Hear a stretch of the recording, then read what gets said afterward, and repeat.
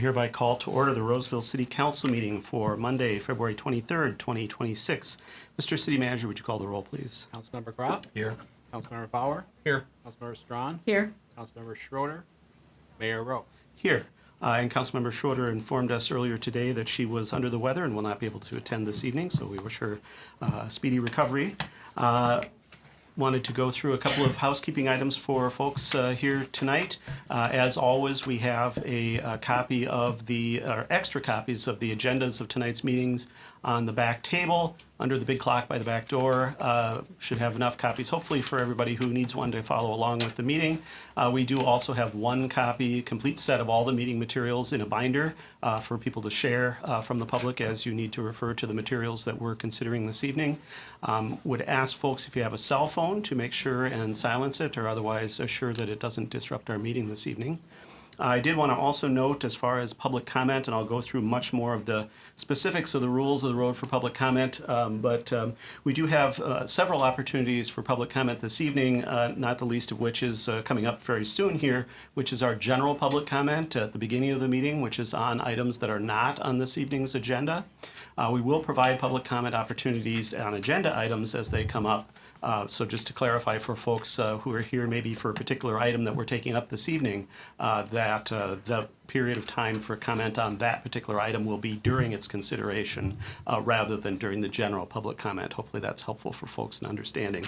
And in fact, one of our items this evening is a public hearing, the 7C, which is related to a minor plat. And so the public hearing, the whole purpose of that is to hear public comment from people in the community about that proposal. And so that will be the appropriate time for members of the public to speak to that item. With that, we would just ask folks to stand, if you're able, for the Pledge of Allegiance. I pledge allegiance to the flag of the United States of America and to the republic for which it stands, one nation, under God, indivisible, with liberty and justice for all. All right, next on our agenda this evening is to consider approving the agenda. And I'll check, as we always do, first with City Manager Trudgeon. Is there any changes to the agenda from a staff perspective this evening? Mr. Mayor, staff has no changes to the agenda. All right, and I'll check with council members. Do council members have any changes or request any items be removed from consent for separate consideration? Councilmember Strong. I'd like to request 10F be removed from the consent agenda. All right, to consider it separately. Separately, Got yes, it, thank you. okay. All right, we'll move that one earlier in the meeting. Boy, it's been so long since we've done that, I have to remember where they go. All right, we got it. All right. And then we will check with members of the public as well. So what Councilmember Strawn just referred to was an item in Section 10 of our agenda, which is known as the consent agenda. Those items are taken up at the end of the meeting, and they're usually fairly administrative in nature and are all taken as a single motion with limited opportunity for input. But if you happen to be here this evening for an item that's in Section 10 of our agenda this evening, this would be an opportunity to let us know, and we can move that item earlier in the meeting for your comment or question. Is there anyone here for an item in Section 10, which is known as our consent agenda, items A through M right now? It does not appear to be the case.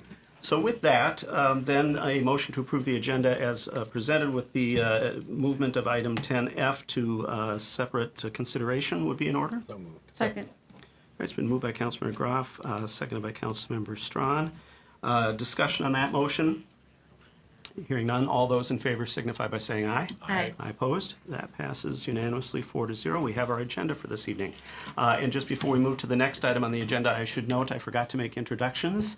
As part of the roll call portion of the agenda, I should note that we have our City Attorney Rachel Tierney, who's on my right at the end of the dais, not quite as far to the end as usual, and our City Manager Pat Trudgeon on my left at the other end, also not as far away as usual. With that, those introductions out of the way, then we have our first opportunity for public comment during the meeting this evening, and that is once again general public comment. This would be related to items that are not on tonight's agenda for council consideration, but may be of interest to people in the community or related to city business, once again, that we're not considering this evening. Is there anyone here tonight for general public comment? All right, feel free to have a seat. And while you're taking a seat, I just want to note for members of the public the rules of the road for public comment. By council rule, we do have a 3-minute time limit per speaker, which I try to enforce generously and gently.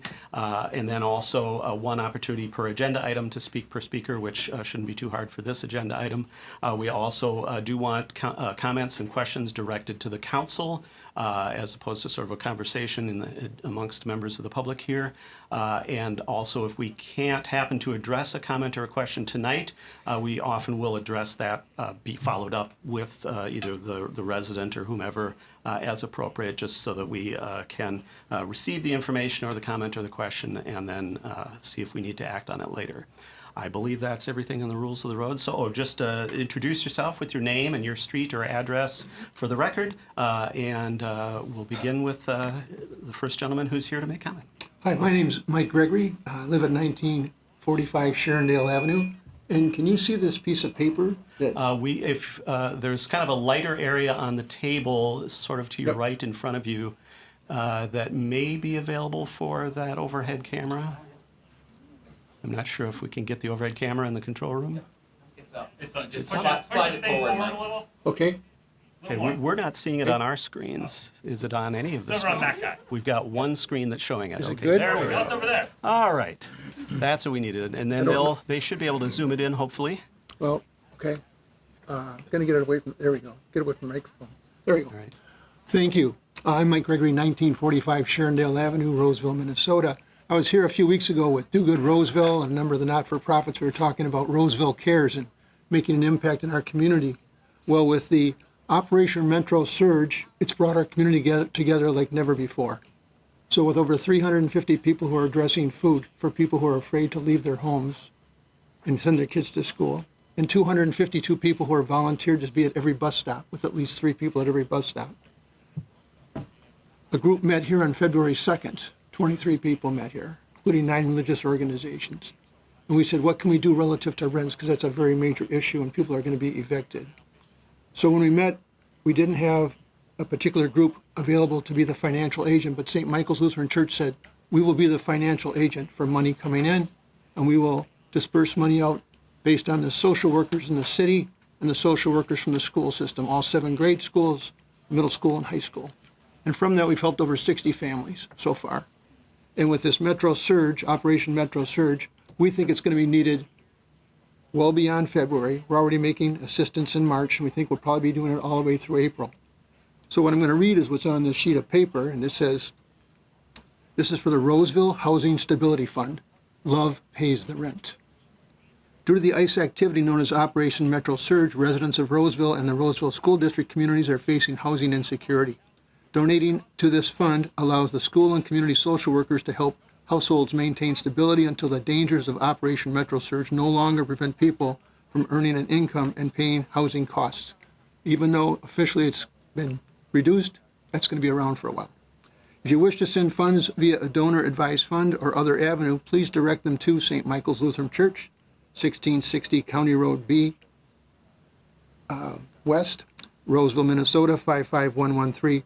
Special instructions on the memo line, Roseville Housing Stability Fund. And we have St. Michael's EIN is 41-0835898. Needs are assessed through Roseville Community Social Workers, and funds are sent directly to creditors, never to households. So we don't know who they are. We're just putting the checks together and sending them out to the proper locations with a memo, whatever it needs to be there. And we noted that we have Zephy, that's on the bottom of this thing. And Zephy is a way you can donate directly. It doesn't cost anything, and again, all those funds are going to go for housing and or for food. So I just want to let you know what we're doing in the community. It's making a very positive impact, and Roseville Cares is indeed what this shows. Thank you very much. Thank you for being here tonight and providing that information. I guess I do want to make one other comment, and that was that you can also donate to Roseville Area Schools Foundation, and they also are helping with a similar technique with kids in the schools. Okay, thank you. If you hadn't said it, I was just about to, so thank you. All right. Yes, a good indication of how people in Roseville are helping out their neighbors. Is there anyone else who wishes to speak under general public comment this evening? All right. Seeing no one else, then we'll proceed with our agenda as it unfolds here. And the first item under recognitions and donations is a proclamation related to Women's History Month. And we'll read the proclamation, and then a motion to approve would be in order. The proclamation reads as follows.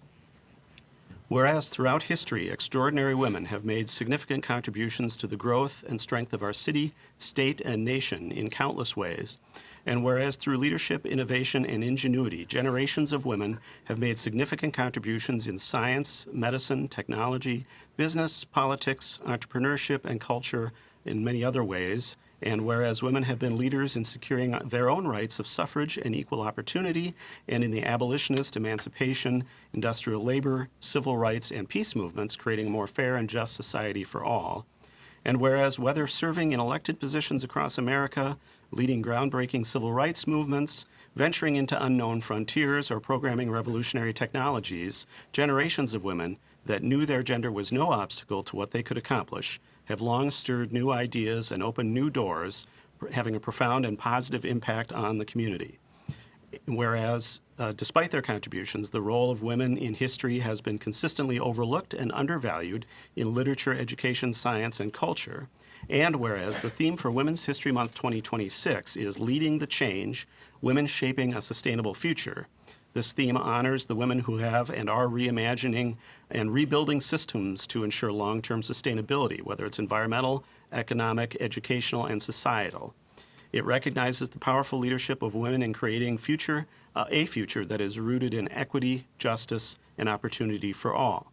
Today, we celebrate countless pioneering women and their victories, and we continue to work to build a society where our daughters have the same possibilities as our sons.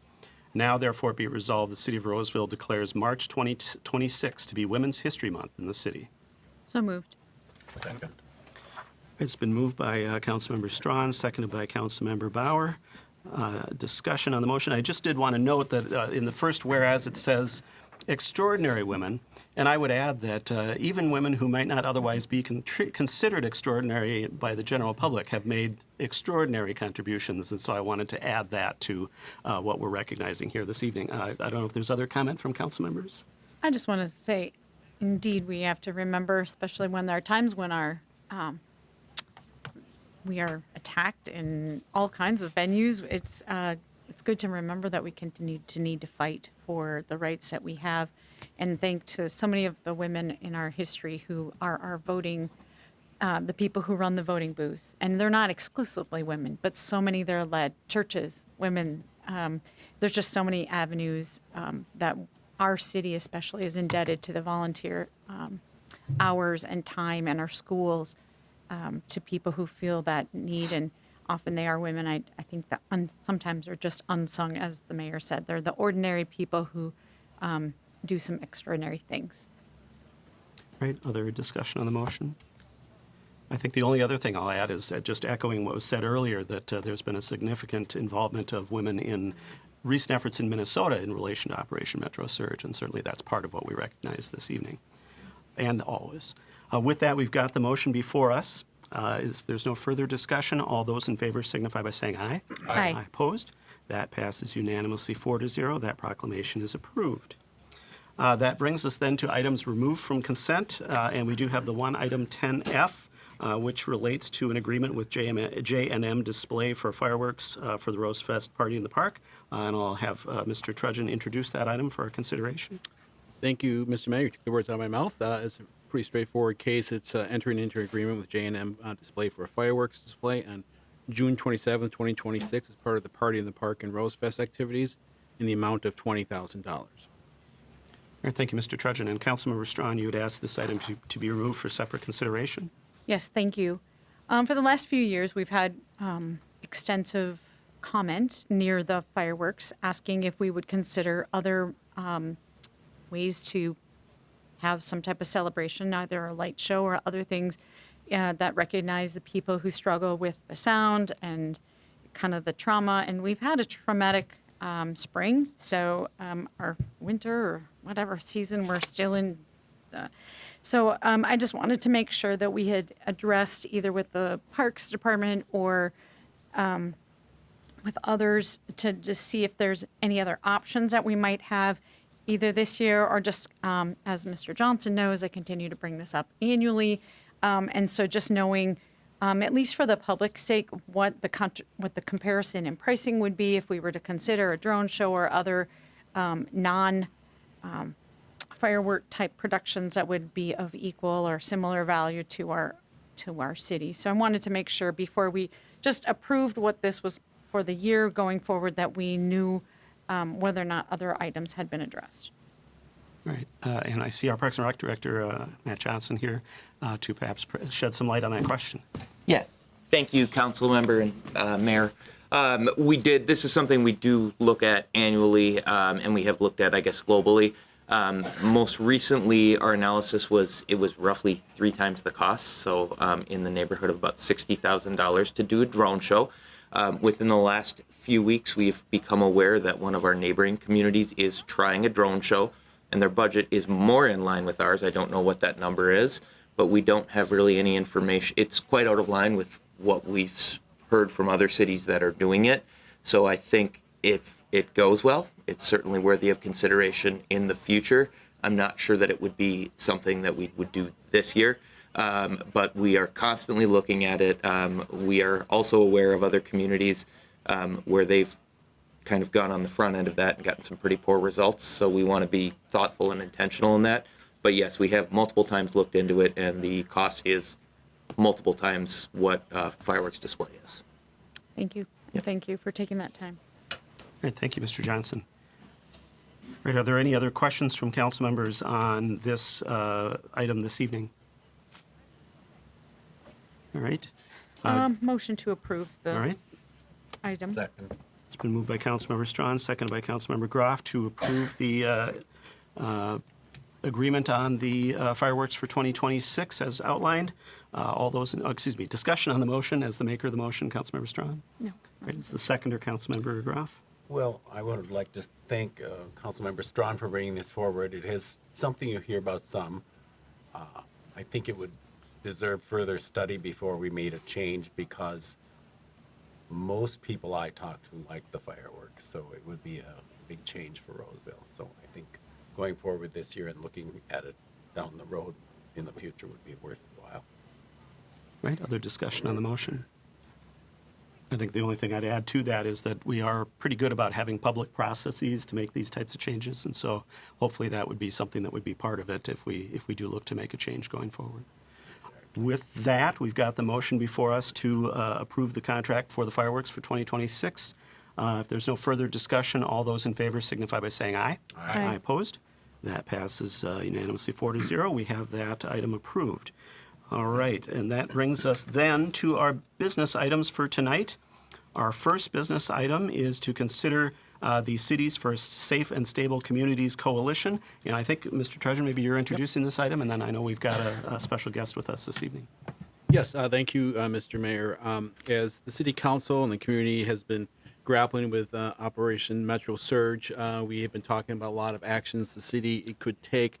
You will recall at our last meeting on February 9th, we did talk about the recently formed Cities for a Safe and Stable Community Coalition, which was a collaborative group of Minnesota cities advocating for public safety approaches that respect the constitutional rights while supporting community stability and local governance during this whole Operation Metro Surge.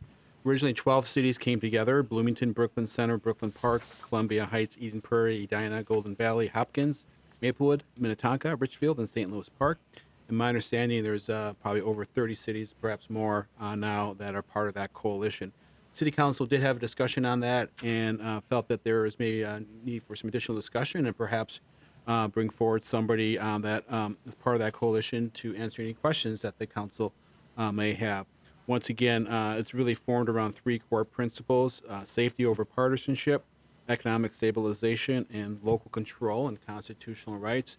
As part of their efforts, they have hired a firm to help them message and organize around the topic here, and that is a contract with Momentum Advocacy.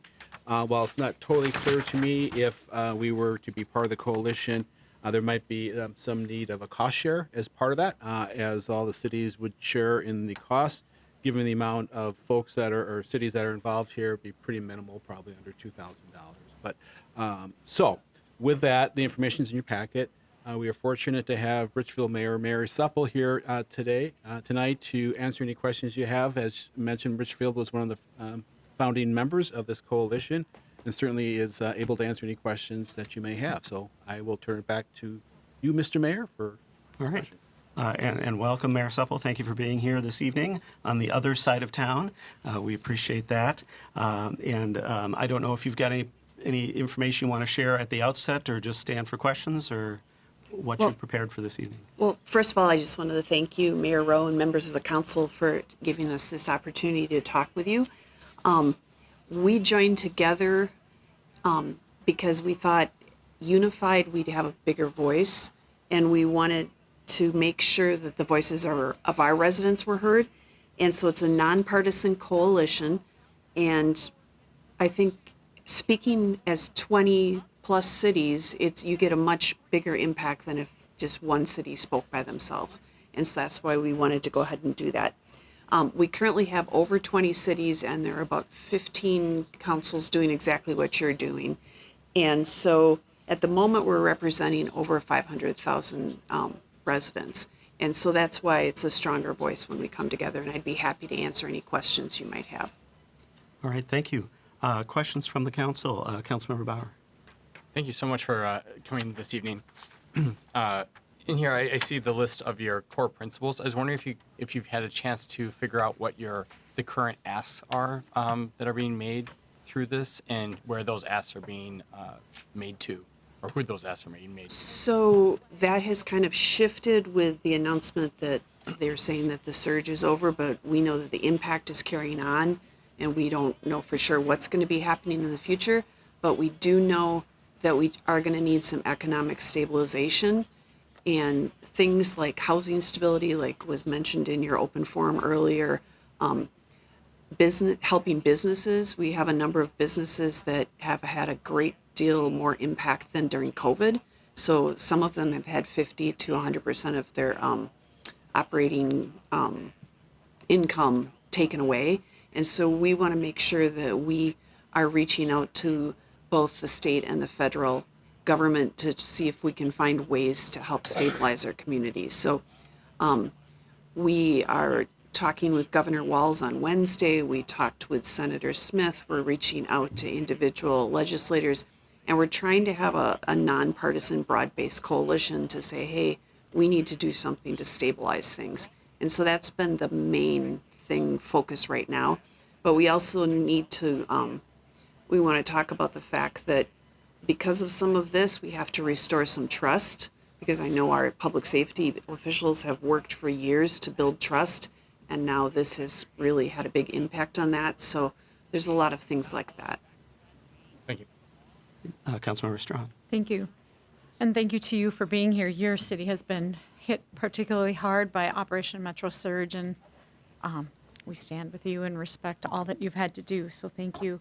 I see in the paperwork that the end date proposed is May 30th, 2026. Do you see that that would be a time frame that we'd be able to get any substantive things done? Obviously, it's the end of this particular session, but do you see it maybe being a more of a long term, or is it just right now that we're concentrating on? Well, when we put the coalition together, we weren't sure how long it was going to last. That's why when the city manager mentioned we don't know the exact cost, obviously if it goes longer, it'll cost more. But if, because we have to pay for the consulting services and those types of things. So we put in there to the end of the legislative session, hoping that the state would help us out and help some of the cities to stabilize things. But we could agree as a coalition to continue at that point. So it's kind of fluid at this point. Okay, thank you. Other questions? I think it's clear. All right. I did have Councilmember Schroeder is not here this evening. She did ask a couple of questions and asked me to pass them along. She did have a question about some of the coalition management work that the consultant does, referencing things like strategy adjustment based on public sentiment, which I think you've related a little bit of that just in terms of changing focus, and then the use of AI tools to optimize content, and some of the logistics of the messaging and how that impact is driven by the work of the consultant. I don't know if you can talk a little bit about those topics. So when we were first coming together, the first thing the consultant did is pulled us together, the cities that were working, to come up with what would be the consistent messages. And then we adjusted after the Border Czar Holman announced he was going to end Operation Metro Surge, and we made adjustments for those type of things. So one of the things we said is that these are kind of our core messages, and we're hoping others will join us in them, because it gets kind of messy if every time a new city comes on, you have to switch up your messaging.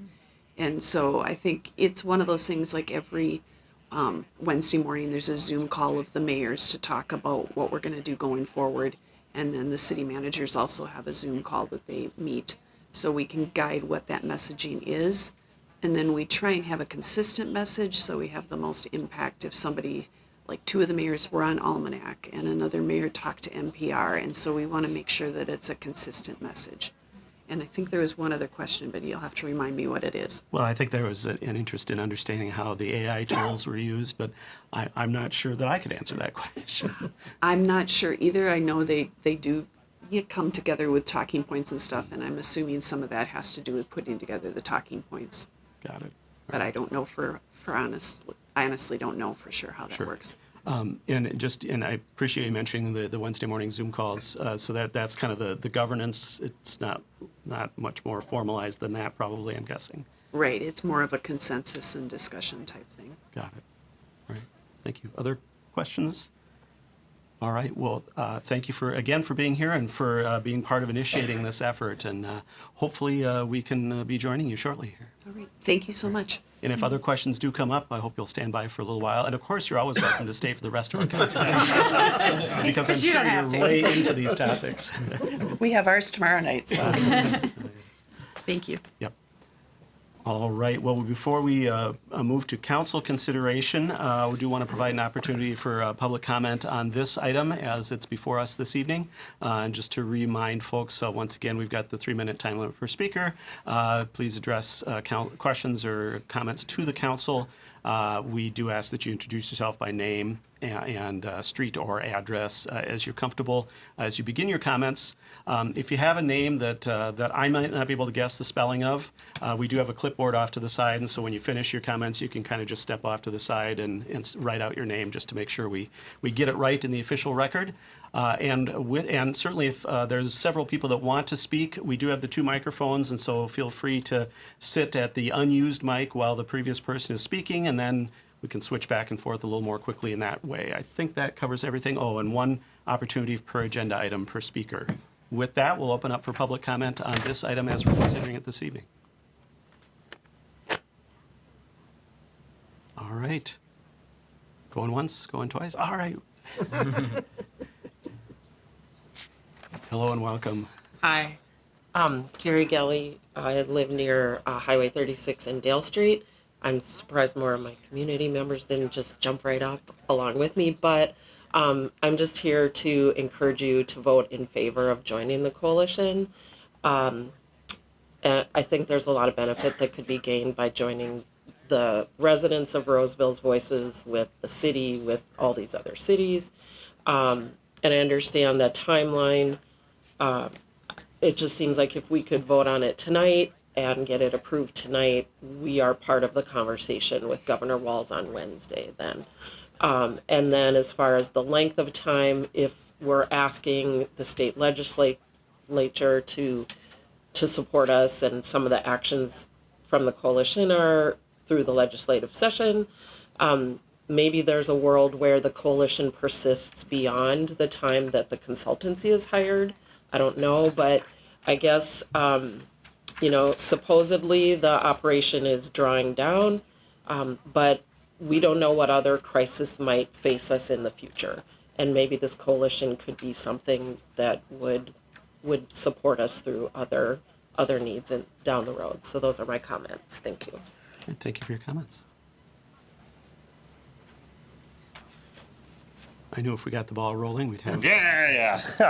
Well, I mean, y'all seemed broadly in favor of it, so I was like, yeah. But hi, I'm Andy Johnson. I live over by Acorn Park on Rice and Sea Wooers. It's a weird road.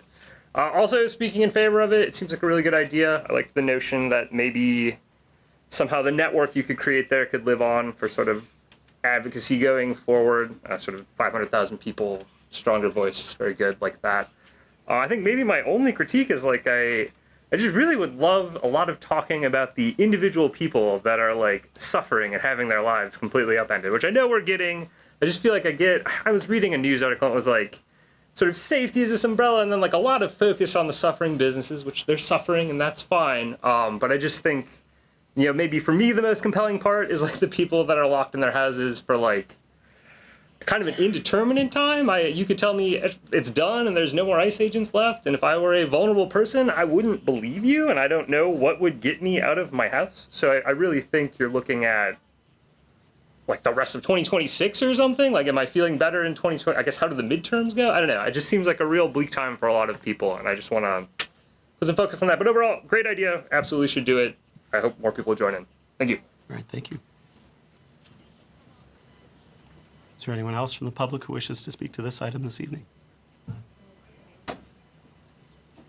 All right. We'll go ahead and close the opportunity for public comment then on this item and proceed to council consideration. Thoughts from the council? Councilmember Strawn? I'd like to move that we join the Cities for Safe and Stable Communities, and with the expenditure up to $3,000 as indicated, or whatever the request is at this time, to get us through this session, and then address after that, should it move forward past that time. Second.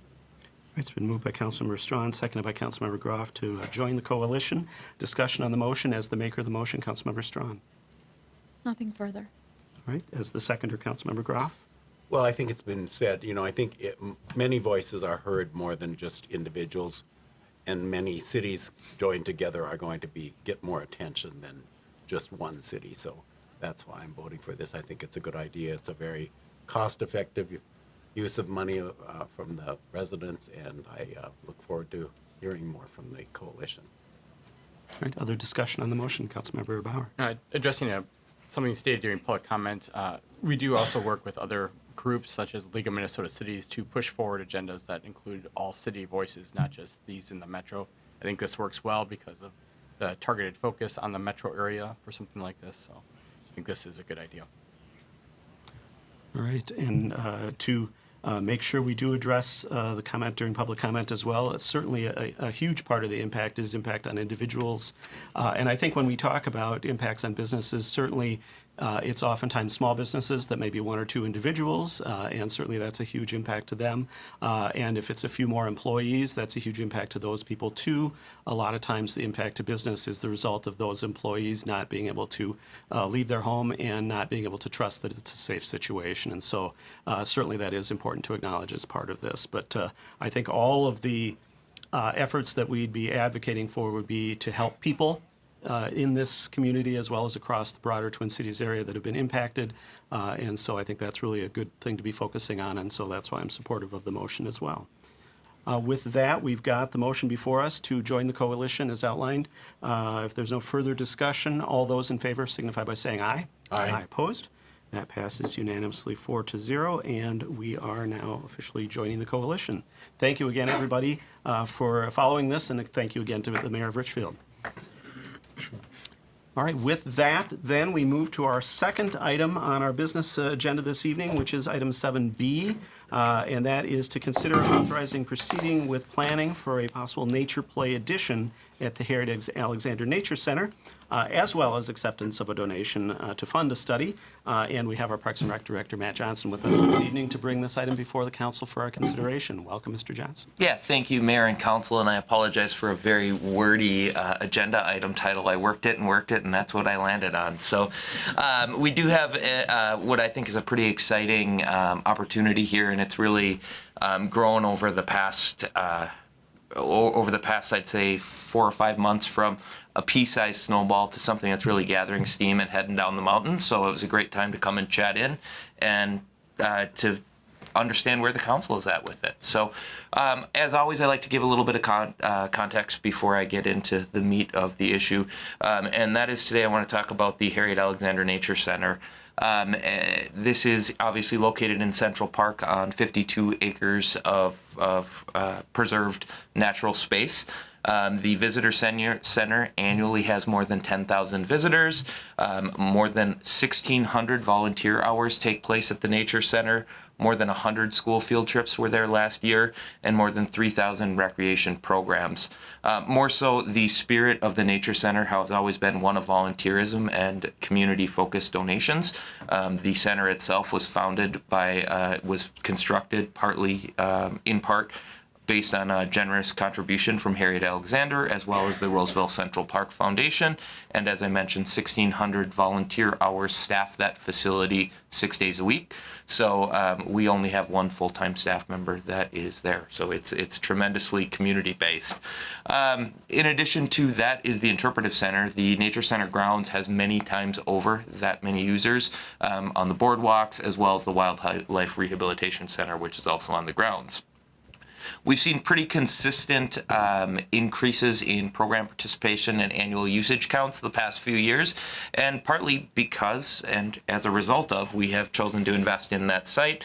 You'll recall 2 years ago we had 3 mosaic cairns done by local artist Lori Green that were installed on site. Those have been tremendously popular, and the idea was to get people to come visit the site, see the facility. We also had these 2 10-foot tall monolith signs that were installed. These were envisioned in 2016, so long before I was in this role, and fully donation funded as well, and finally installed last year, and have been a tremendous success again at getting people to know the Nature Center's back there, as well as providing some wayfinding for the facility. Additionally, with some capital improvement program dollars, this past year we were able to re-side the building, update the facade and the exterior signage. I should have done a before and after facility because it's a picture because it's almost unrecognizable how different and clean it looks with that on there. But really, what I want to illustrate is how this has really over time been a joint donor and city effort in every aspect of it. Realistically, as long as I've been here in Roseville, one thing that we've heard about at the Nature Center, initially sort of on the periphery, but growing louder over the years, has been a request for a nature playground. And when I talk about a nature playground, what I mean is a play space that's a combination of synthetic as well as natural elements that's really geared towards connecting its users to the natural spaces. And this has really, over the last, I'd say, 6 to 8 years, become more prevalent in the parks and recreation world. And simply because it's viewed as a key antidote to technology addiction, anxiety, some of the things that we know are impacting our children now. And there's been a lot of studies around just being in nature, not necessarily playing, just being in nature is a great counteraction to those things. And we talk about that a lot when we talk about why we plant trees and why we do parks and recreation programs. But this really is, for lack of a better term, almost a trick to get kids to come out and fall in love with nature. They come out because they want to play. They come out because that looks really fun. And we hope that over time, they also fall in love with the environment around them. They fall in love with sustainability and conservation. And that's something that will keep them healthy throughout adulthood as they transition into maybe less playground activities and more into sustainability activities. So again, this is something we've heard about quite a bit over time. This started to, I guess I wouldn't say grow legs, but at least become something we wanted to look into more in 2024 when we were approached by both Friends of Roseville Parks members as well as the Roseville Central Park Foundation, just saying, what would this look like? And we didn't really know. We didn't have an idea what it would cost, how it would come together. So initially, what we as staff went out and we toured some nature playgrounds in the metro area that we had heard were good. I think we ended up touring about 6 of them. Some were really great. Some didn't fit what we were trying to do. The pictures to my left are on the screen were Springbrook Nature Center. This is in Fridley. And as you can see, this is a great illustration of what I'm talking about, where there's natural elements in there. These are all synthetic in the picture, but there are some rocks behind. This is looks like a beaver, but it's all made out of wood. These are actually concrete sculpted mushrooms and turtles. And this thing is 2 giant 9-foot tall platforms with a lever in between, where a kid or an adult get on that lever, and they swing from platform to platform. Some of our staff did it and said it was scary as heck. I was in the scary as heck, not willing to do it contingent, and I felt very alone about that until today when I was going over my slides, and my daughter, who is 9, looked over my shoulder and she said, "Dad, I've been there, and I didn't do that." And I said, "All right, we're on the same page," and I had no idea she had been there. This is one that is far larger than what we're talking about here, but very, very popular. I'm sure you've all heard about the Tamarack Nature Center in White Bear Township. Again, a combination of natural elements such as the rocks you see in the left picture, as well as synthetic but made to look natural elements such as the hut on the right. And then the one that we found that really was quite inspiring to us was Graham's Park in Sherburne County. And I've got a few quick slides I'll buzz through about Graham's Park, but you can see again on the left, if you look at the little guy in the green or blue shirt here, he's on synthetic lily pads, but also here you've got some huts built with natural sticks. On the right, you've got, again, wood-based construction with pea gravel. My favorite element that I've seen at all these places is this is actually a culvert that is put in and buried about 1/3 into the ground, leveled out, and they put rocks and natural grass on top, and it becomes a tunnel that kids can ride their bikes or run through. They run all over it. They're all over the place there. And these are a couple of other elements. These are actually synthetic and painted by an artist to look like birch trees that can be climbed on. Birch is typically not something you want to climb on because you will ruin the tree. And again, you can kind of see here you've got stick-based swings, but also very natural elements. So we went and saw those sites, and now we're getting into my timeline of my narrative. We went and saw those sites and thought, boy, this maybe is interesting. We need to find out how much this costs and what it would look like.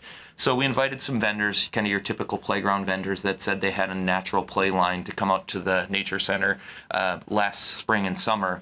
And we had them come out, and ultimately it kind of felt like a square peg in a round hole. They pretty much were trying to sell us playgrounds that were painted to look like nature, and we thought, boy, we're in this tremendously natural space. We're going to ruin it if we put something like this in there. And so we backed off and thought, maybe this isn't necessarily going to work. And we ended up connecting with the folks in Sherburne County who did Graham's Park, and we said, how did you get to this very authentic natural space? And they connected us with a consultant they worked with, HKGI. And what they showed us is they brought in their consultant at the beginning, and they didn't bring in your Cadillac and try to put it in the middle of your driveway. Instead, they began with the driveway and found the car that would fit in their various components of the driveway. Bad analogy, but I went for it.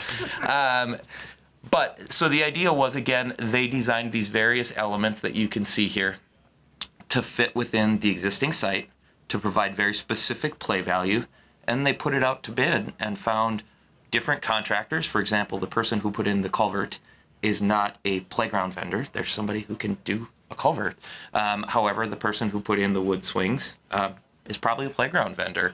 And the more we talked, we thought this is an interesting idea and something that we should see if it could make sense.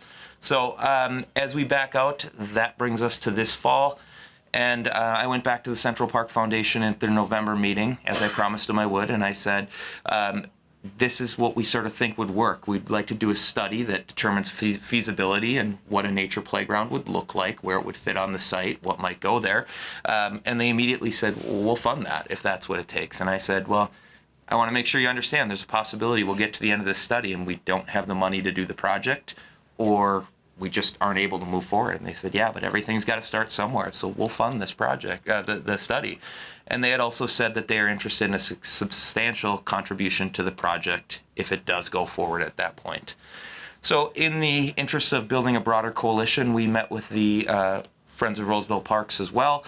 They were very interested in this idea and gave us a very similar answer of if you come to us with what we think is an acceptable project, we're in. We want to put some money into it. We want to make it work. So at this point, I said, okay, we're getting pretty far down the road. I need to make sure we talk to the Parks and Recreation Commission and the council. So as I was preparing the presentation for the February Parks and Recreation Commission, I was approached again by John Robertson Smith, who was the donor of the Nature Center Cairns. And he, after some early conversations, said that he would like to donate $500,000 to this project. He's actually, even though we are not there yet, and I've been very clear on that, has begun to make that donation to the Friends of Roseville Parks. That is happening as we speak, and is very, very committed to the project. Went forward, made the presentation to the Parks and Recreation Commission in February. They were very enthused about the project, stated that a number of them they knew these nature playgrounds because they take their kids to them in other communities. And again, said, yes, this study's worth doing and something we should look into. So with that, I want to share sort of what my vision for the financial implications of this are, because I certainly don't want to lead down a path and say, yeah, this is going to be a great idea, but we don't know how we're going to pay for it. We've been incredibly blessed by the community support that we appear to have already. As I mentioned, the Central Park Foundation are willing to pay for that initial study. And the project budget really could be a huge spectrum. It could range from a couple $100,000, which is not insignificant, but that would be, largely natural elements. You don't need a lot of infrastructure work, all the way up to $1 million, where you might need to adjust trails to have more ADA access, potentially expand parking. It's really based a lot on that infrastructure and what you decide to put in.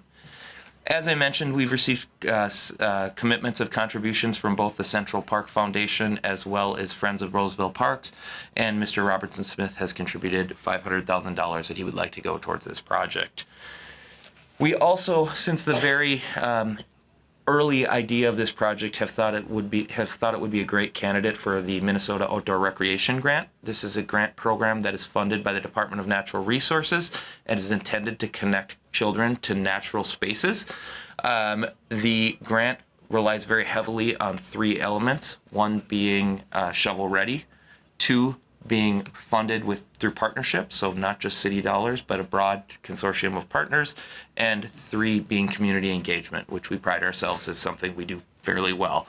All of that lends us to believe that we think that if we spend the next year doing this study and putting it together, you never know, but we do think we'd be a strong candidate for that grant, which matches funds up to $500,000. So if we brought $500,000 to the table, they would have $500,000 to bring to the table as well. So all of that lends us to believe that we're really quite confident that if we were to move forward and we find a design that we thought would fit and works well with the site, that we could do it without any city funds on that initial upfront investment. Now, you all know that when we talk about the life of an asset, I would be misleading you if I said there will never be any city dollars that will go to this, so I want to be very transparent about that. The little infographic we created on the left talks about sort of a life cycle of any playground, which is you have the early installation, which we think will be fully funded outside of city dollars. The midlife updates, which are sort of mid-range fixes, and then ultimate replacement in 20 years. There's some changes to this because natural elements will wear out a little quicker, and we should know more about that once we get into the study and understand more. But just on some early conversations, we think at about 10 years you can expect a 15% of the total budget will need to be paid, and 20 years they'll need to be full replacement. Of course, it's well within the city's purview to say we have a donation now, and in 20 years we'll worry about it at that time, either through seeking another donation or maybe not replacing it. But generally speaking, it's been the city's practice, and I think it is a good practice to at least be aware of. The community doesn't like to have an asset and then say we don't know how we're going to fund the replacement of it. Couple other slides here. One, I do want to talk about some other considerations. So I've presented this so far as an idea that we wouldn't be here if we didn't think was a good idea. But there's certainly project considerations that we need to be aware of, and why I say this can't be as big as Graham's Park or Tamarack Nature Center. Ecological considerations are paramount. This is a nature center, so we're not going to go take down a bunch of trees, take out a bunch of natural spaces to put this in. It needs to fit well, and it needs to be ecologically responsible. Parking on site at the Nature Center is already difficult, particularly in the summertime when the Arboretum across the street is busy. So again, we'll have to do a combination of right-sizing the play space, making sure that it's not something that's going to bring in people from the entire state of Minnesota, but also being thoughtful about, is there an opportunity or a need to expand parking? Can we get people in from Central Park School? What is the way that we can kind of work through that. And again, that's something that'll take study over time. I don't have the answer tonight, but I do think that with intentionality, we can work through that. Additionally, we would be intentional to look at the Hank site as a whole. As we talked about, we've got the boardwalk there. Is there another connection that makes sense with this project? We've talked for a long time about an outdoor teaching space. We don't currently have that there. And building accessibility. And then the other unknown right now is the parcel on the north side of where the nature center is currently up for sale. And we have talked to the realtor as well as the at least one proposed buyer, and have expressed our interest through park dedication in acquiring a connection up to County Road C. That's a down the line thing, but we're very aware of that as we look at this as well. 2 more slides. I know I've gone on for a while. One, if we were to go forward with the seeking a feasibility and planning study, engagement would be paramount. Those that have worked with us over time know, I wouldn't be surprised to hear that. That's always a priority for us. So we would envision working with both current Hank users as well as people who don't use the nature center. The idea is to draw more people in. We want to make sure that we capture them. Program participants, our current natural resources volunteers. One great opportunity is to connect with the Central Park School, which is currently connected via Pathway. They already do a ton of field trips in the facility, but if it can be usable to the school, that's a win-win type situation. So we would begin to make that connection as well. And of course, the donors need to make sure that they feel invested and that their 2 cents are weighed in as well. So that's sort of our engagement plan. Second to last slide, I guess.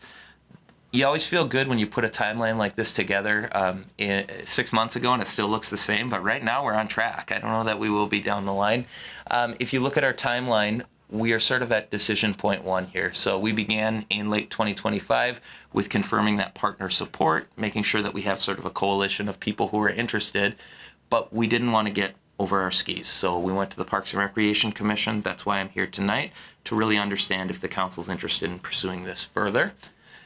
If you are, our next steps would be to hire a consultant to begin the engagement process, to confirm our funding. So once we have a budget, make sure that we actually have people who are going to write those checks, and then check back in again and say, okay, are we ready to really go forward and do this thing? If so, we'll apply for the grant and hopefully be doing construction by late 2027 if all those pieces fall into place. So the ask for today is twofold. First and foremost is, I guess, permission to move forward. They're a little bit misordered here. And secondarily, if there is if there is a desire to move forward, we would want to officially accept that donation from the Central Park Foundation for the study only. At this point, those other donations, we're not moving to accept those because we don't know if we have a project yet. The future, we would talk about those other, whether it's Four Parks or Mr. Robertson Smith's donation, once we know more what that project budget would look like. So that's my information on this, and I'm certainly happy to stand for any questions that you may have. All right, thank you. Mr. Johnson, questions from the council on the project or the proposal at this time? All right. With that, is there anyone from the public who wishes to speak to this item this evening and whether we should proceed with the study or the consultant work on this proposal?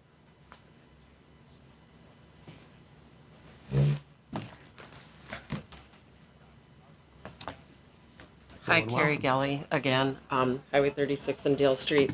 I'm in favor of the nature play space, and I'm very grateful to hear that there are people invested in Roseville that are willing to donate such significant funds of money.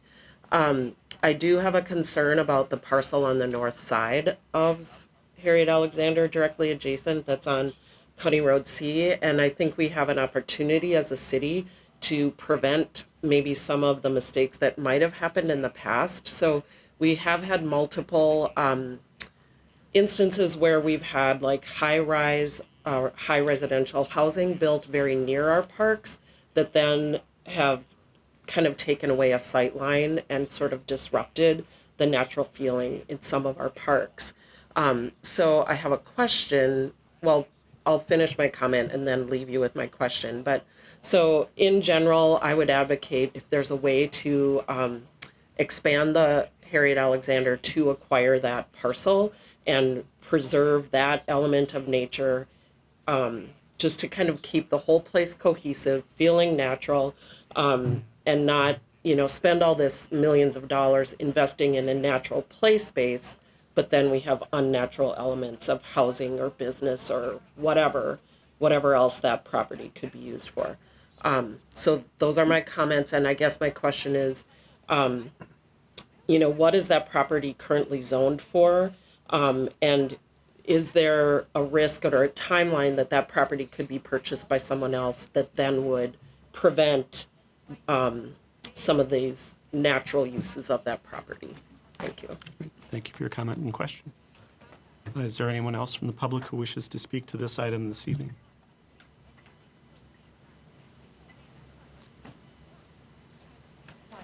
Sure. Here I am. Hi, I'm Amy Perkins, and I live up by Emmett. I actually came for an agenda item a little bit further down, but this fits in well, and so I missed the beginning of the presentation, but I do also love the idea of enhancing here at Alexander. I think they've got a lot of great programming. They've got a great director. So from what I did here, I would also be in favor of looking into putting in a playground. And as for the parcel of land up on C, one of the things that has kind of broken my heart since I've moved here about almost 10 years ago now is just watching all the pockets of green space disappear. I know a lot of that has to do with individuals selling property and then it getting developed. Where I live, we've just lost many, many wooded lots, and we're going to hear about another lot and a half, I think, that's coming up for development. So I would love to see, one of the things that and I think many people value about Roseville is just how much it feels like we're not quite so much in the city. And again, a lot of that's been lost in the last few years, and once it's gone, we just can't get it back. So I guess this is my heartfelt plea to do what we can as a city. I've been thinking about it in terms of just individuals selling residential lots that were never built up. Like, I would love to know from you guys, and I can do my own research, but what the city can do to protect as many pockets of green as possible, because again, we can develop what's already developed in new and interesting ways, but we can never get back natural spaces once they're gone. Thank you. Thank you for your comments. Great. Is there anyone else from the public who wishes to speak to this proposal this evening? All right, we'll go ahead and close the opportunity for public comment. And I believe the zoning of the properties along County Road C on the south side, adjacent to the Nature Center, is single-family residential. I believe that's, and also the comprehensive plan guidance. It could be low to medium. Low-density residential. Okay. All right. So certainly if somebody came forward with a proposal to put in higher density housing, that would require a change to the zoning and probably the comprehensive plan guidance. If it's the comprehensive plan guidance, that requires a 4/5 vote of the city council to make that change. So it's not a simple proposition. And I know that there's topographical issues with those sites on the south side of C that contribute to how developable those sites are. And so hopefully that helps answer that question. We can't predict what future city councils might vote to do ultimately, but that's the current state of things and was the vision and has been the vision for some time through multiple updates to our comprehensive plan over the last maybe 30 years and more, that those sites are generally speaking pretty low density, and hopefully that remains the case from my perspective. So that I think answers that. As to the preserving a lot of the green space, the challenge, of course, is usually people who plan to use a property for something other than green space and have owned it for a while are very interested in compensation because they were planning to receive compensation if they were going to develop that property. And so the challenge that the city always runs into in those cases is resources versus opportunities, and how can we best match up those two things. And so it's difficult for the city to acquire every single property that may come up for development, but we do have the mechanism, which may be discussed a little further as part of this, which is the notion of park dedication, which is that for certain qualifying proposals, the city can request either a donation or contribution of land as part of the development, or a contribution of dollars towards park development elsewhere. For a lot of the time that I've been on the council, we were accepting the dollars. I think we've had a couple of opportunities in the last few years where we got a little more creative and looked at opportunities to accept land as part of developments. One of those is Sunset Park I have to think of which side of town. It's Sunset Park in the western part of Roseville off of County Road B. And then also property just off of Lexington north of City Hall here on the east side. That was acquired through dedication as part of the townhomes that were built farther to the north. So I think we continue to look at those opportunities, and it was already mentioned that that's being looked at here, and certainly we can talk more about that as appropriate, but hopefully that helps folks in the public understand sort of how those things can happen and what some of the challenges can be as well for the city. With that, I think that answers the questions that were brought up. But we do have the request before us. Is there further need of information from the council, from staff? Anything staff wanted to add either to my answers to correct anything I said or enhance the conversation we're having at this point? No, I think you got it, Mr. Mayor. All right, thank you. Then we do have the request before us once again to accept the donation of funds to complete the feasibility study, as well as to approve developing and issuing a request for proposals for that study. And those are the two asks this evening of the council. Move to accept the donation and to move forward with the proposal study. Second. All right, it's been moved by Councilmember Strawn, seconded by Councilmember Groff. Discussion on the motion as the maker, Councilmember Strawn. No, it's very exciting. I'm sure many current parents are wondering how much interest their children will have in 2 years, but it's exciting. In 20 years from now, we have fabulous volunteers. I'm sure they'll continue to amend and grow and change and adjust, and hopefully we'll see this be a really great long-term amenity to the city. All right, Councilmember Groff as the seconder of the motion. I agree with those comments. I do want to point out, though, that this will be a cost to the residents down the road. Obviously, we hope that we would get more donations, and I think I should have asked this earlier. Is the capital improvement plan able to renovate parks? Are we able to use those funds, or do we have to use new funds? Yep, our intention would be, well, based on council guidance, would be to program it into our capital improvement program. So rather than a one-year hit, we sort of balance it out, try to balance it out and even it out over the years. So once we know the total project count, it becomes a little easier to determine what that annual impact would be. But that would be how we would program it, is use the capital improvement program to make sure that we are planning for that replacement. And we have years to do that, so that's, I 20 ideally, yep. Exactly. So I support the plan. Thank you. All right, other discussion on the motion? I think that was a point I was going to make, is that certainly we would immediately program it into the capital improvement plan, and then we would have to make sure we can figure out the dollars between now and 20 years from now. Right. Oftentimes that's done by setting aside something like 1/20th each year over that time, but we have to take a look at that in light of all the rest of the money we're setting aside and our tax levy and all those things, so we'll figure that out as we go forward. But first we have to figure out if we have a project, which is what's before us this evening. So if there's no further discussion, all those in favor signify by saying aye. Aye. Aye. Opposed? That passes unanimously 4-0, and that donation is accepted, and the approval is given to get the request for proposals out for that feasibility study. Thank you. Thank you again, Mr. Johnson, as well as the Park and Rec Commission, all the volunteers, and everybody who's been talking about this up to this point, including the very generous donors who are pledging their funds as of now. All right. With that, then, we'll move to item 7C, which is to hold a public hearing and consider a request to approve a minor plat.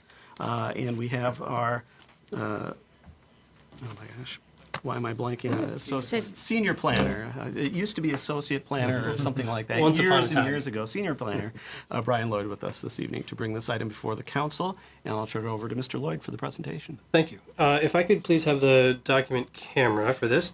I don't plan to show much, but as you mentioned, this is a proposal for a minor plat. The subject site is in the corner of Brenner Avenue and Chatsworth Street. I have more detailed drawings with me. They were provided as well in the council packet.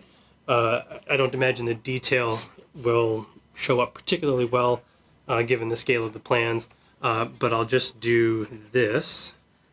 as representing the proposal generally. It's to pretty much split it right in half, east to west, and create 2 residential parcels out of the existing one that's there today. The simple analysis is that both of these proposed parcels are plenty large enough to meet the minimum standards, both in terms of lot width and area. The applicant has been working with Roseville's Public Works staff to develop a stormwater BMP that's larger than strictly needed by development of this site, but that will capture and improve stormwater treatment in the public right-of-way there. And so the city would sort of take ownership and maintenance of that BMP after it was built and installed by the applicant. And the Parks and Recreation Commission did review it earlier this month and recommended a dedication of cash in lieu of land at this site. And the only other sort of typical part of the analysis involves a tree preservation plan. I see that in the plan that I had attached to the council packet didn't have the inventory on it as typically would be included with the graphical plan for tree preservation. I would just note that the proposed removals for building new homes and for the stormwater management area in the easternmost part of the site are so far outweighed by the trees that would remain on the property, particularly because the 2 largest trees are on the westernmost edge of the property and sort of well out of range of any of the construction activity there. But of course, that's something we would monitor as the project would continue. Aside from that, I did have one phone call from a nearby resident late last week who was asking in particular whether these lots could be built with duplexes or twin homes. Because both of them are slightly less than the minimum 11,000 square feet that's required for duplexes or twin homes, they could not. The applicant could have proposed a property line that is slightly off to one side, leaving one of the parcels big enough for that. But this is the same person that's doing other development in the community presently on lots that are plenty large enough for duplexes or twin homes. And his interest is in building single-family detached homes. So it's not a surprise to me that he didn't propose, that sort of varied lot size program to allow for the development of a duplex. And that's really all I have, and I'll conclude by indicating that we do recommend approval of the minor plat with a couple of routine conditions of approval related to the stormwater and park dedication. And if there are other questions that members of the council have, I'm happy to try to answer those. All right, thank you, Mr. Lloyd. Are there questions from the council on the plat being proposed this evening? And just to clarify, once again, you indicated that both of the proposed lots are well beyond our standards for lot size Right. and dimensions. The minimum width requirement is 85 feet, and these are both in excess of 100 feet. And the minimum area requirement is 9,350 square feet, and these are just shy of 11,000. All right, thank you again. I did have one question. And just to clarify, stormwater BMP means best management practice for those who aren't hip to all the lingo.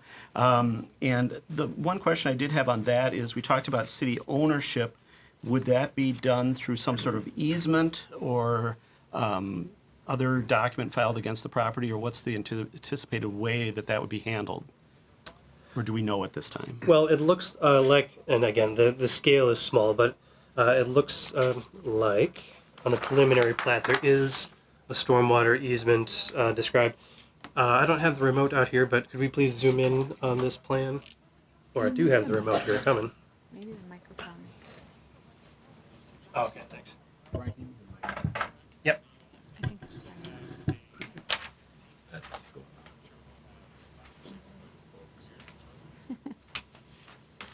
There we Oh, great, thank you. Right. Yeah. Oh, thanks. And so there's a dashed line here that continues around here that seems to encompass the bulk of that excavation area, which would be, part of that stormwater treatment. So it does look like there's an easement proposed here for that purpose. I have not scrutinized the plans for that, but I know our public works staff we'll have been tracking that. All right, thank you for that. And the only reason I bring that up for, well, two reasons. One is obviously we want to understand how the ownership is defined. And second, I know that, for instance, at the Met Council, when they consider each city's residential density calculations, they exclude stormwater features or best management practices when they're city-owned through such things as easements. But when it's simply a contractual arrangement to maintain something, we don't get credit for those in terms of our density calculations at the Met Council, which for a city like Roseville may not be as big of an issue as some other cities, but certainly it was something that I became aware of through the planning for the next kind of planning process that made me think about that. So I just wanted to once again ask that question. Were there other questions from the council? Councilmember Strawn. Thank you.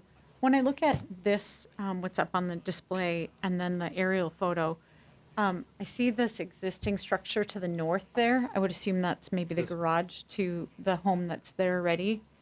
It seems like it's closer to that on the aerial than it is to the line than it is in there. So would that meet the proper setbacks for distance from the lot line? Just to clarify, you're talking about this structure here? Correct, yes. Okay. I can see because I'm sitting close to it, it does say that it's the existing house, not an accessory structure. So a couple of different, or I guess, responses to that. That's going to be a house with a Chatsworth Street address, which means that would be the front. Minimum requirement for the home from this side property line is only 5 feet. Okay. And there wouldn't be any requirements pertaining to this property about where that home is located. So there, the existing setback distance between the home and the existing northern boundary of these lots isn't something that would be germane to the consideration of this subdivision approval. I would add a bit of esoteric context to that. Aerial photos are made to look like they're being taken from directly above.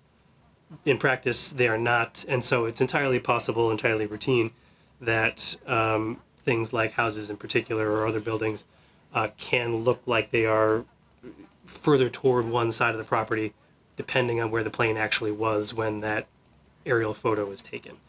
So it's not surprising that it looks different on Ramsey County's aerial photo.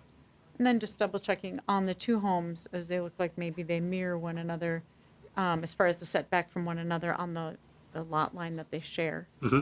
Is that, they'll have adequate setback from that lot line then too? Absolutely. What's proposed here, I didn't honestly measure it. I'm assuming that it's at least 5 feet. When we review subdivision proposals, we're not, strictly speaking, reviewing proposed setbacks. We would definitely ensure at the time of construction that they are meeting requirements for the setbacks. But, given that these lots are more than large enough to meet the minimum requirements, there won't be any problem meeting those minimum requirements or those minimum setback standards at the time of construction. And who is the current property owner for this particular lot? I don't, so I was going to say I don't have the application in front of me, which would have the name. But on the RCA for this evening, I did indicate that the owner is also the current applicant, Cara Builders. I presume that's accurate, but like I said, I don't have it in front of me to verify. Okay. It's not one of the adjacent landowners, it's actually already the builder. As far as I know, that must be right. Thank you. All right, other questions from the council for staff? All right. Thank you, Mr. Lloyd. We do want to provide an opportunity for public comment since this is a public hearing this evening. We did provide notice, I believe, to all of the property owners and residents within 500 feet of the property lines of this proposal. And so that is the reason that probably folks are here this evening is because of that notice. That is a standard practice of the city.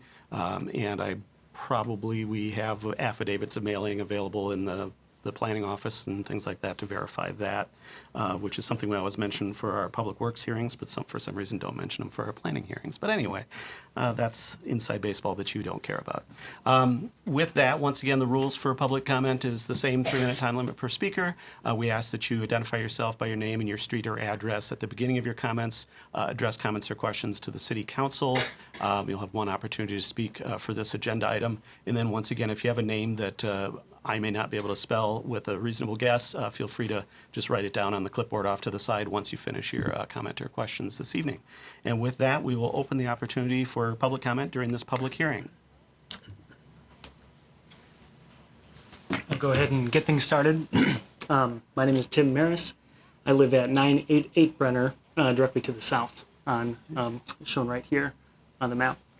And I've got just some comments about orientation of said lots in regard to possible pedestrian safety considerations, and just a request maybe for additional consideration by the council in regards to this proposal. As was stated, the builder is Cara Builders, LLC. This is currently some excerpts from their website. And one of the things that is noted is oversized garages that is present here. And we'll get into that as we go. But this site is relatively unique. So here again is that proposal being shown with kind of the unique feature that the garages, or the garages and driveway portions, are meant to be very, very close to one another, closer than any driveways currently in the neighborhood, given the size of the lot, and kind of as close as reasonably possible given the lot division proposed. Why that is a consideration point is the context of where this is located. So one of the unique features is that it's directly south by a block of Emmett D. Williams Elementary. This is just a broader view showing the property currently in blue. Emmett D. Williams is the main thoroughfare is Chatsworth, which is this busier street. Also feeds from Brenner from both east and west to Chatsworth, getting up there. The reason it's unique is given the neighborhood orientation, everything within that half-mile radius per the school board does not receive bus transportation directly. So as a result, Emmett D. Williams has a lot of neighborhood walkers who are walking down Chatsworth, coming from the side streets. Chatsworth is known as the busy street, where everyone has to be aware and take caution. The side streets are kind of the reprieve from the busy streets. And so together they complement one another well. So again, asking that we would consider the safety of community members and elementary students going there. The other interesting feature is down at the end of the block is the entrance to the trail to Little Lake Josephine. And so also directly past that house are a lot of walkers throughout the day from the adjoining neighborhood streets to get there. And the reason I bring that up is with new construction brings large garages, which are convenient. And I'm not against large vehicles, but large vehicles are known to bring additional considerations with them. There are increases of roughly 40% that have been indicated for pedestrians due to the increased prevalence of these large vehicles. They're not well accommodated in garages of the 60s and before, which serves as somewhat of a deterrent. For children, which is relevant because of elementary school, it can be as high as 82% increase in the odds risk for fatalities. Additionally, driveways were responsible for 26% of injuries for children in pedestrian accidents in a study from Utah. And so the consideration would be for pedestrian safety going from a side street where there are currently no driveways on that side of the street to two that are relatively concentrated that could have obstructions from people parking on one or the other, making it hard for folks backing out to see other pedestrians. I would just request that the city take a look at this slight revision to the proposal, where you'd orient one of the lots, which are roughly square after division, orient one of the lots on Chatsworth, and then leave one of them oriented to Brenner, which serves to decouple the driveways from one another, providing better sight lines along Brenner and more room towards the intersection for cars coming to the stop sign. So it's a stop sign on Brenner from both directions, and Chatsworth is just a through street. The vehicles and driveways along Chatsworth have better sight lines already, and so that likely wouldn't present any additional risk. And again, people preferentially avoid Chatsworth from a pedestrian perspective because it is the busy street, and Brenner is that preferred walking street. I thank you for the time. All right, thank you. Great. Is there additional public comment on this proposal this evening?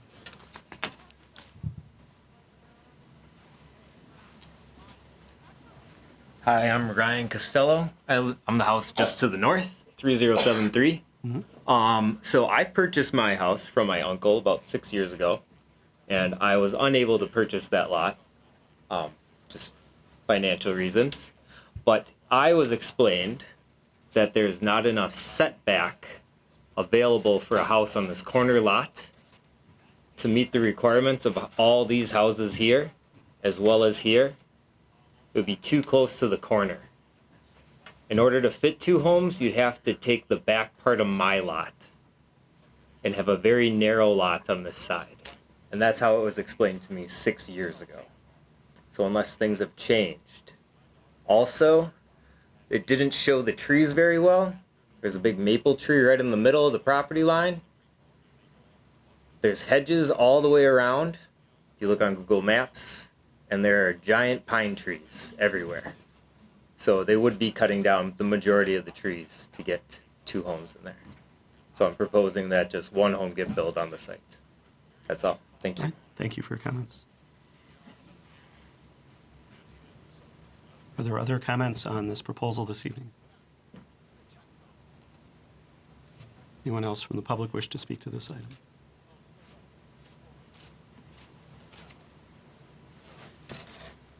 Hi, Amy Perkins again, and I lived on the block at 904. So I just want to speak in favor of my two neighbors who just spoke. And I was also going to mention in the, I mean, perhaps I wasn't reading it correctly, but when I looked at the plans, and there's another version I saw online that showed the trees.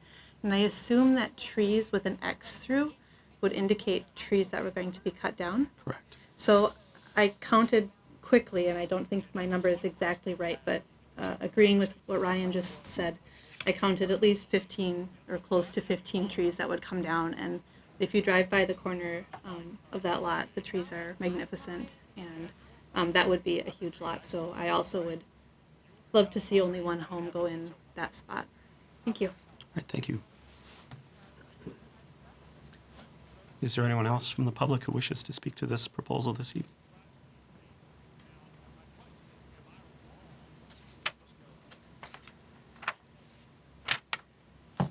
Hello and welcome. Hi, Joan Bolfer. I live at 3030 Chatsworth Street, and I've lived there for 36 years.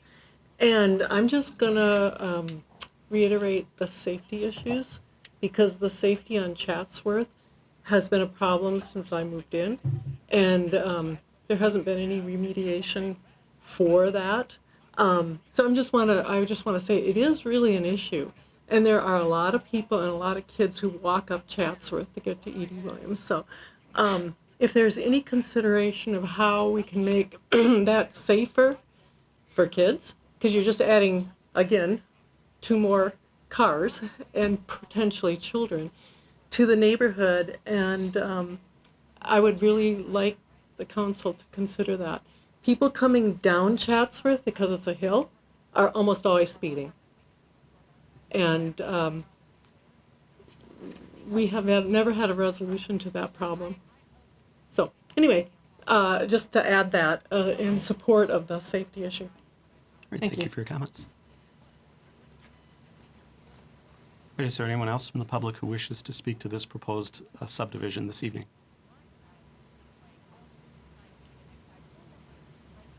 All right, we'll go ahead and close the public hearing then. Move to council consideration. Just as to questions that were brought up, I guess one of the things is as far as standards for driveway locations. I guess it wasn't necessarily a question about the standards, but we might as well, since the topic was brought up. We do have standards as a city as to where those can be located on properties, especially in relation to property lines. So I'll turn it over to Mr. Lloyd maybe to enlighten us a little bit on that. That's right, and mostly we'd be talking about minimum distance, minimum spacing between a driveway and a street corner. I don't offhand know what that minimum distance is. It's something that I could be concerned about if the driveway were proposed all the way on the eastern side of the site, adjacent to Chatsworth Street, but being all the way over on the western side of the proposed lot there, it certainly will be farther away from that intersection than the minimum requirement would be. I think it's the minimum requirement is something like 20 feet maybe, but I can't remember for sure. All right. And then as to the location of driveways relative to property lines themselves, I thought we had a standard something like 5 feet.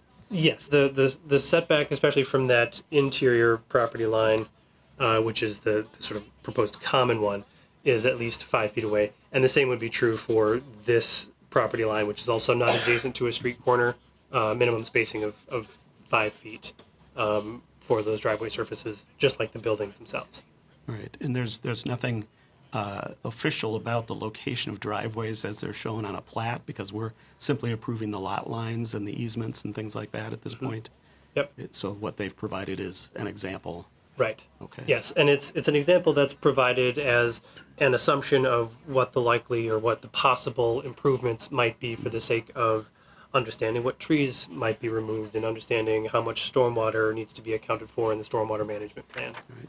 And it's entirely possible that actually there's trees on the west side that might be better preserved by not having a driveway that close there. Yes. Although there is a tree on the east side as well. And just to the tree question, I think just in my preliminary count, it seemed like there were about approximately 10 trees proposed to be removed and maybe 9 trees remaining, but I was counting while other people were talking, so that could be way And off. more than the absolute numbers of trees, the main driver of whether tree replacement is required is the size of the trees. And the two largest, what we call heritage-sized trees that are on the property are on the far western side, out of range of any of the construction activities. So those two largest trees will remain, and so it seems likely that the total removals wouldn't trigger a replacement requirement, because again, it's not by numbers of trees exactly. All right, thank you, Mr. Lloyd. All right, council, we have the request before us to consider this preliminary plat and the conditions as outlined, which were relatively straightforward. One is to create the approved stormwater best management practice, and on completion, that'll be owned and maintained by the city, as well as the park dedication fee. Before I recognize Councilmember Strawn, I did want to just clarify one other thing in relation to this. So this is a plat, a minor subdivision or a plat approval. Do we have a final plat that comes back before the council in this case, or is this sort of the one stop for everything at this point? This is the sort of one touch that the council will have with a minor plat like this. If the minor plat proposed is approved, it is the preliminary plat, strictly speaking. The applicant will come back then with a final plat drawing, and that will be reviewed administratively to ensure that it conforms with the approval that was granted. All right. And Councilmember Strong. I just wanted to make sure we address Mr. Costello's concern about the setbacks and his understanding based on being next door. Do you have any more information on that, Mr. Lloyd? Yeah, I can't account for what conversation he had, to understand what he did about the building setback. This is what we would call a reverse corner lot, which means that this required setback for the house along the Chatsworth side will have to be 30 feet, like the minimum requirement for the houses adjacent to it. Their front yards up here coincide with the side yard, but for uniformity's sake, I suppose a 30-foot setback is required here, as well as here on the front of the proposed lot, or at least as it's arranged here. And the scale, again, is rather small, but 30 feet is, well, the proposed setback, does it say? It might say, but I can't quite see it, is more than 30 feet, from that Chatsworth Street property line. So it would meet the minimum requirements as proposed. I think it could probably even be a little bit closer, but. All right. Council, is there a motion in relation to the proposed plat that's before the council this evening. Move approval. Second. All right, it's been moved by Councilmember Groff, seconded by Councilmember Bauer to move approval of the plat as proposed with the conditions presumably as outlined, and I believe that's through the resolution that's attachment 4 in the packet. Discussion on the motion as the maker, Councilmember Groff.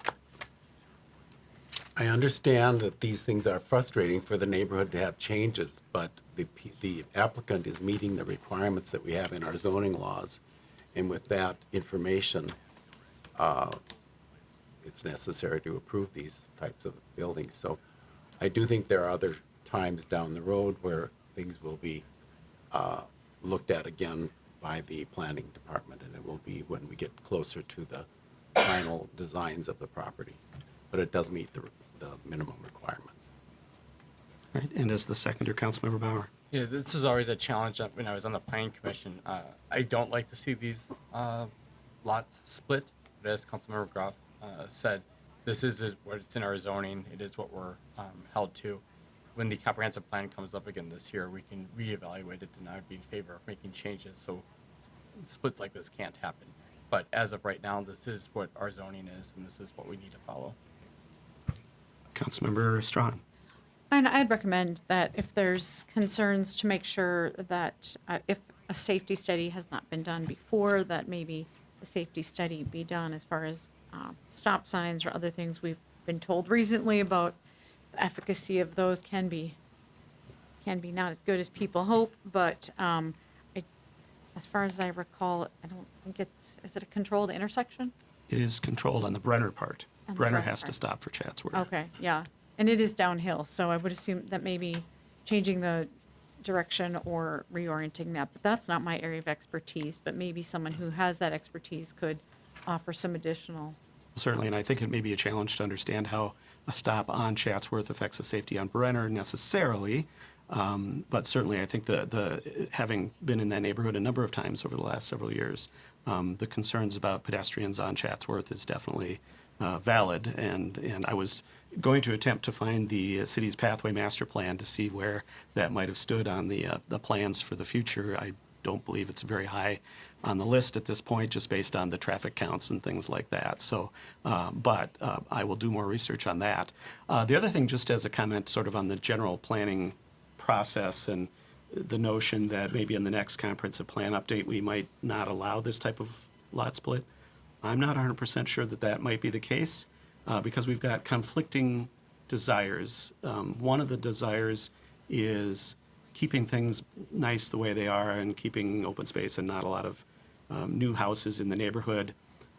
The other is the desire to make sure we're providing opportunities for housing for people in the community, and those kind of clash, certainly. And we're trying to do the best we can as decision makers for the public to make sure that we're providing for the opportunity to preserve where we can, as well as the opportunity to provide housing where we can. This proposal, just back to this proposal, is proposing lots that are well larger than what our minimum standards are that we have in our zoning code.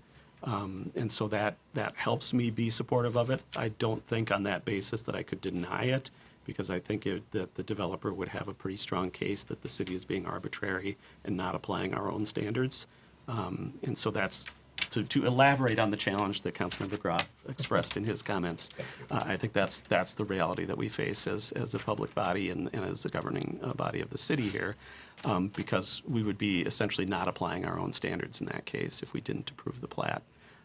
However, I think we can be mindful of things like adjacency impacts. We can be mindful of those types of things. We already try to do that, and the existing zoning code is an evolution of what started in 1959 when the first code was adopted by the city. I think that's been, there's been a lot of changes we made over the years, all towards making sure that we address potential impacts to neighbors.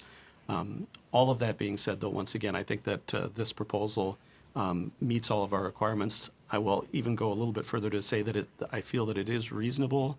We're adding 2 houses to a neighborhood that's got a fair number of houses. Now, granted, the density is perhaps a little greater on the eastern side of Chatsworth on Brenner Street as opposed to the western side. I'm fully aware of that, but it's certainly not out of character with sort of the general neighborhood more broadly. And so I think that it for the reasons of the technical reasons as well as just seeming to fit in appropriately, I think that it has to be supported. So on that basis, I would be voting in favor of the motion, but acknowledging the comments that we've received from neighbors this evening, as we often do receive in these cases.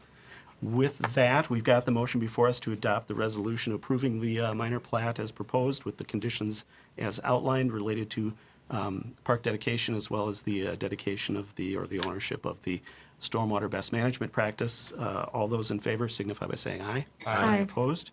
That motion passes unanimously 4-0, and that plat is approved. Thank you again for the staff's work on this, as well as for members of the public who've come and been a part of the process this evening. And we appreciate all of the voices of the community that participate, and that's why we set up a process with the public hearing. That then brings us to the end of our business items on the council agenda this evening. We do have one set of council minutes for consideration, and those are the minutes from the February 9th City Council meeting. Those have been provided to council. Council has provided comments back, and the revised draft is before the council this evening for our consideration. Are there any other changes that need to be made or a motion to approve as presented? Move to approve as presented. Second. It's been moved by Councilmember Groff, seconded by Councilmember Bauer to approve the meeting minutes of our February 9th meeting as presented. Discussion on the motion? Hearing none, all those in favor signify by saying aye. Aye. Aye opposed. That passes unanimously 4-0. Those minutes are approved. We have the remaining items on the consent agenda, Mr. Trudgeon. That is the items except for item 10F, which was taken up earlier. Mr. Trudgeon, would you give us a brief description of those remaining items? Yes, I will. Lloyd, in the control room, could we have the computer screen back up? Thank you.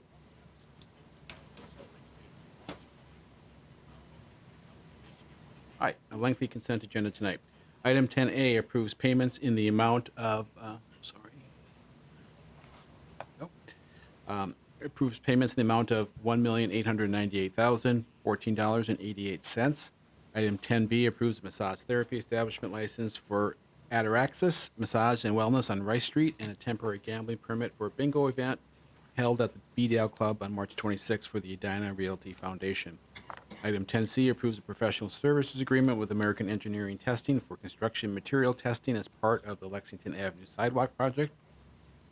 Item 10D approves a resolution awarding a contract to Sunram Construction for the aforementioned Lexington Avenue Sidewalk Project in the amount of $365,536. Item 10E approves entering into a professional service agreement with St. Paul Area Chamber of Commerce and cooperative funding agreement with the City of Maplewood for the Rice Carpenter Alliance. Item 10F was already taken up. Item 10G adopts a resolution approving a cooperation construction agreement with MnDOT for the Snelling Avenue resurfacing project later this summer. Item 10H approves a resolution to grant MnDOT a permanent easement for the stormwater pipes that will be replaced by the Snelling Avenue resurfacing project just mentioned. This summer, the city will receive $4,300 for granting this easement. Item 10I approves a resolution entering into a grant agreement with Metropolitan Council for the city's inflow and infiltration program to reduce the amount of flow going into the sanitary sewer system. It is anticipated the city will receive approximately $215,000 of grant funds. Item 10J approves entering into a Clean Water Funds grant agreement amendment with Metropolitan Council to receive an additional $5,000 of grant funds for a water efficiency rebate program. Item 10K approves applying for a grant from the Crisis Response Fund through the Minnesota Office of Justice to offset the costs for the embedded social workers in the Roseville Police Department. In 2025, the city received this grant for $200,000, which expires at the end of 2026. The Roseville Police Department will be applying for $300,000 in grant funds to be used in 2027 and 2028. Item 10L approves applying for the Minnesota Automobile Theft Prevention Program grant administered by the Minnesota Bureau of Criminal Apprehension. This 3-year grant reimburses the city $100,000 annually for auto theft investigations. Since 2021, we have received this grant funding through this program, and this current cycle is ending in June 2026. If we do not receive grant funding, this position will be eliminated from the police department. Item 10M accepts the award of the Community Crime Intervention and Prevention Grant funding. Sorry, there's a lot of words to these grants, apparently. From the Minnesota Office of Justice in the amount of $325,000 This grant will offset the cost of the Roseville's PD's homeless outreach program from February 2026 to December 31st, 2027. The city has also received this grant in the past previously, and the most recent grant expiring at the end of 2025. I would mention, as the funding for the position was uncertain, we did include levy funds in the 2026 budget to ensure this continuation of this position. Accepting this grant will offset those budgeted costs. And a big shout out to all the folks in the organization that are writing these grants. It is a great opportunity for us to leverage additional public dollars to help provide services to our community. And that is the consent agenda. All right, thank you, Mr. Trudgeon. Is there a motion on So the moved. consent agenda? All right, moved by Councilmember Strawn, Second. second by Councilmember Bauer. Discussion on the motion.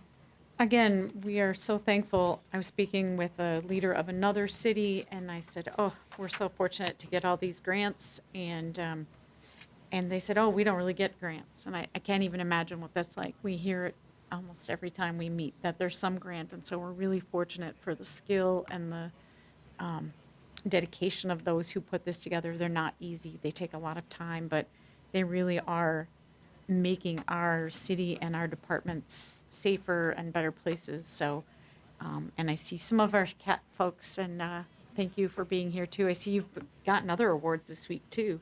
But just thank you for all they do. It's really, really important to what we do as a city and this, how we serve our residents. All right, other discussion on the motion? And I would just note as well that the funding is through the end of 2027, as I heard, for the social worker or the homeless outreach. And that helps in terms of looking at our levy impacts for 2027. As we're looking at the budget, we can hopefully be able to look at how we apply that funding, which is already in the levy, but then we don't have to increase levy for other things potentially. All right. With that, we have the motion before us to approve the consent items as presented, with the exception of F, which was already taken up. All those in favor signify by saying aye. Aye. Opposed? That passes unanimously. Those items are approved. That brings us to future agenda review. Mr. Trudgeon. Yes, Mr. Mayor, I know we need to jump into another meeting here. And I would just point out there's a couple changes from what's in the packet here. We do have a meeting next Monday, March 2nd. Fairly light agenda. We look to appoint the commissioners. We have a conversation on the snowplow policy. We look to have updated. Hasn't been touched for many years. Also consider approving an updated noise ordinance for the process. On the 16th, we do have an EDA meeting. We anticipate there'll be continued discussion about the housing funds that we'll be talking about shortly. We also have a pre-development agreement with High Development for the Pick property redevelopment, and also authorize an agreement with Ramsey County for another grant that we've received for the High Development that help with the environmental cleanup. On the 16th of March, after the EDA meeting, looking to receive a presentation from Liz Nowak, Visit Roseville President and CEO. I just confirmed late this afternoon that Michael Bradley, attorney for 9 North, will be able to be present to discuss broadband franchising. We also want to establish a 2027 budget calendar, which is mentioned, and also receive the preliminary cash reserve level report for the council. Another meeting on the 23rd. We do have some land use items there regarding the state patrol headquarters behind Target, both a rezoning and a comprehensive plan. I think that is going through the planning commission here shortly. And then also hotel licenses. It's back again. We are completing our inspections. I think relatively going pretty well. I think it's been a market difference from year over year. A lot of the hotels have been repaired, a lot less violations. But I don't have the full report of everything, so we'll report that back on the 23rd. And that's all I have. All right, thank you, Mr. Trudgeon. Are there any questions on the future agenda? Any council member initiated items for future agendas, or any announcements or communications from council members? Councilmember Stern. I noted this at the 9 North meeting as well. There's an annual community gathering for the Rice and Larpenteur Alliance on March 5th at the Community School of Excellence. So technically in St. Paul, but part of that alliance. And I think it includes dinner and such free event. So take a look if you're interested in that. And I would note that I think the last 3 years or more, it's been held in Roseville at the Hand in Hand Montessori, so they're just trying to rotate it around a little bit amongst the 3 communities. And we encourage people to participate or attend. Councilmember Graff. And we did have the meeting of the Visit Roseville Board and had an update on what's being what's happened with the restaurant and the hospitality services in Roseville, and a lot of concern because of the activity that's been going on in the city. But the January numbers were better than expected, so that was a good surprise. We'll see how February comes out, but the board and the CEO will talk more about that when she comes to speak to us, and we'll have more data at that time. All right. If there's no more business before the council, the next item on our agenda is to adjourn. So moved. Second.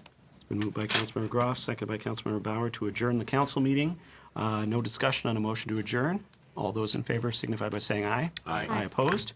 That passes unanimously 4-0. We are adjourned from the council meeting at 7:44 p.m. We'll transition then to the Economic Development Authority meeting immediately to follow.